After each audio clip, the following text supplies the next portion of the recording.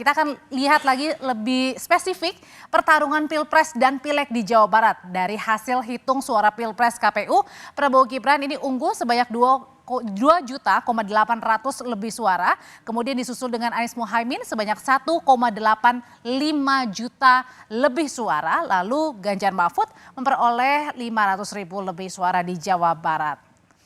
Nah, selengkapnya saudara kita akan bahas saat ini bersama dengan peneliti senior Litbang Kompas, Toto Suryaningtya. Selamat sore Mas Toto. Selamat sore Mbak Adri. Oke Mas Toto, apa sih yang perlu dicermati Mas ini dari hasil perolehan sementaranya di Jawa Barat, Jawa Tengah dan Jawa Timur? Kita di Jawa Barat dulu ya Mas ya, siap. Yang paling dekat. Ya, pertama-tama kita lihat tadi seluruhnya di sapu bersih ya oleh kemenangan atau bukan kemenangan tetapi keunggulan dari pasangan 02 Prabowo Gibran. Nah, Jawa Barat ini 57% juga sebetulnya sebuah angka yang tidak mengherankan karena di pemilu sebelumnya dan juga di rangkaian survei kami ini Jawa Barat memang wilayah yang dimenangi oleh Prabowo Subianto bahkan sebelum dipasangkan dengan Gibran. Sementara untuk pasangan Anies Muhaimin ini memang ada di peringkat kedua untuk kawasan Jawa Barat. Sementara untuk Ganjar ini memang di posisi ketiga. Basis wilayahnya kalau kita lihat memang tidak terlalu banyak di Jawa Barat, khususnya terutama di Jawa Barat bagian pesisir utara. Kemudian di beberapa wilayah tengah. Sayangnya kemarin ada kasus kita juga tahu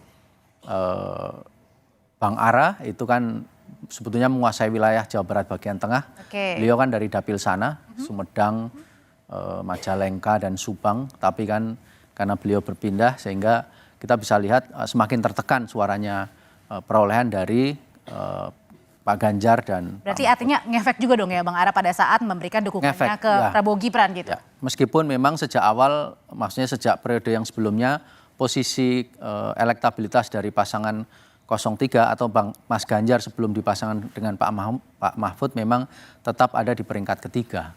Oh, oke, jadi kalau misalnya tapi kan dilihat nih kalau Anies Muhaimin sebenarnya juga tinggi ya di DKI Jakarta tadinya sebenarnya diklaimnya adalah kemudian perolehannya menang tapi kemudian tetap juga akhirnya Prabowo Gibran yang menang itu Mas. Nah kalau misalnya di DKI Jakarta ternyata ini yang unggul adalah pasangan Prabowo Gibran, bukannya Anies Muhaimin yang diklaim sebelumnya, ini akan pasti unggul di Jakarta. Ya, ini juga sebuah fenomena yang baru. Ya, kalau dibilang anomali ya sulit juga ya, karena ini semuanya kebetulan fenomenanya kan seluruh provinsi, ini kan hampir seluruh provinsi dimenangi oleh pasangan 02 gitu. Maksudnya suaranya yang tertinggi diperoleh oleh pasangan 02. Nah, khusus untuk DKI memang spesial karena DKI ini dari beberapa pemilu dan pilkada pasangan Anies, terutama nama Anies Baswedan ini kan selalu elektabilitasnya tertinggi, ditopang oleh elektabilitasnya PKS sebetulnya di Jakarta dan sekitarnya. Apa yang terjadi Mas pada saat 14 Februari ini? Oh, faktornya pasti ada beberapa, ada banyak, tetapi faktor kuatnya tentunya yang pertama adalah faktor bergabungnya Gibran ya. Yang pertama bergabung. Jadi ada faktor yang sifatnya mendasar, ada faktor yang sifatnya insidentil. Yang mendasar itu kalau menurut kami adalah bergabungnya atau dipasangkannya Gibran kepada Prabowo. Itu yang kemudian yang kedua adalah faktor yang sifatnya insidentil, yang kasuistis juga ada. Antara lain bansos, kemudian juga dalam tanda petik ya, pengerahan mesin politik ya yang lebih efektif dari koalisi-koalisi parpol dan juga dari caleg-caleg yang mendukung pasangan 02 Prabowo Gibran. Padahal tadi masuknya dari Gibran ini kan di sebelumnya ya dan DKI Jakarta itu kemudian juga lebih basisnya Anies sebenarnya juga PKS ya. Tetapi basis ini kan juga belum lama. Basis ini kan terbentuknya baru 2016. Setelah beliau mencalonkan diri di pilkada DKI. Jadi memang basisnya Anies usianya taruhlah baru sejak 2016, mungkin lebih kuat basisnya PKS. Mas Toto, kemudian kita bergeser ke Jawa Timur nih. Ini unggul lagi-lagi 61, lebih untuk Prabowo Gibran, kemudian Anies dan Ganjar ini tidak jauh berbeda untuk keunggulannya. Jadi untuk Jawa Timur ini tampaknya memang lebih telak daripada Jawa Barat maupun DKI tadi ya, keunggulannya Prabowo. Kalau kita bicara tokoh, di sana ada Ibu Khofifah yang legitimasinya di Jawa Timur itu kalau menurut survei-survei kami, khusus bahkan yang menelaah Jawa Timur itu sangat tinggi. Jadi tingkat penerimaan publik terhadap Ibu Khofifah itu sangat tinggi, sehingga ketika beliau menyatakan mendukung pasangan 02 meskipun itu dilakukan di saat-saat terakhir, last minute, ya. Di last minute itu akan sangat berpengaruh. Dan menurut hemat kami ya mungkin itu salah satu strategi juga bahwa pernyataan bergabung itu dilakukan di last minute bukan di awal. Karena di awal kan kita dengar pada waktu itu nama Khofifah juga menjadi rebutan dari kandidat calon presiden termasuk Pak Ganjar waktu itu. Oke, termasuk juga dengan mungkin masuknya Emil Dardak juga ya? Ya, dan Emil Dardak karena lalu menjadi kekuatan menjadi lebih utuh. Oke, Mas Toto, kan kita sudah lihat tadi ya perbandingannya setidaknya di Jawa Barat, DKI Jakarta, Jawa Timur. Memang yang unggul dari hasil hitung cepat adalah pasangan Prabowo Gibran. Tapi yang menarik untuk kemudian kita kira-kira kenapa nih di Pileg ini justru diunggulkan oleh PDI Perjuangan. Maksudnya paling tinggi PDI Paling tinggi PDI ya. Perjuangan. Kenapa nih Mas? Ada apa ini?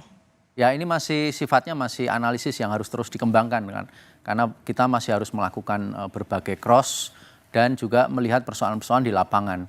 Tetapi salah satu yang bisa kita nyatakan kalau dari hasil kondisi saat ini, pertama kita harus lihat keunggulan atau tingkat elektabilitas PDI Perjuangan kalau dari beberapa hasil survei kan sekitar 16 atau 17%.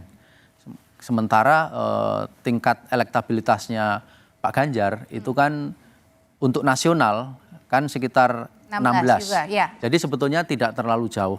Tetapi tingkat elektabilitasnya di wilayah-wilayah Jawa tadi yang kita lihat itu kan sangat relatif lebih rendah. Artinya kalau kita bisa lihat tadi kan di perolehan di Pileg PDI Perjuangannya 16, sekian. Kemudian juga di Ganjar Mahfud juga 16,9. Artinya yang memilih Ganjar dan Mahfud juga pasti akan memilih PDI Perjuangan. Itu bisa dilihat di tabulasi cross. Sayangnya di sini tidak ada ya. Tapi itu bisa kita lihat di tabulasi cross. Biasanya kalau dari penelitian kami kemarin saya lihat hasil exit poll ya, bukan quick count, kali ini quick count.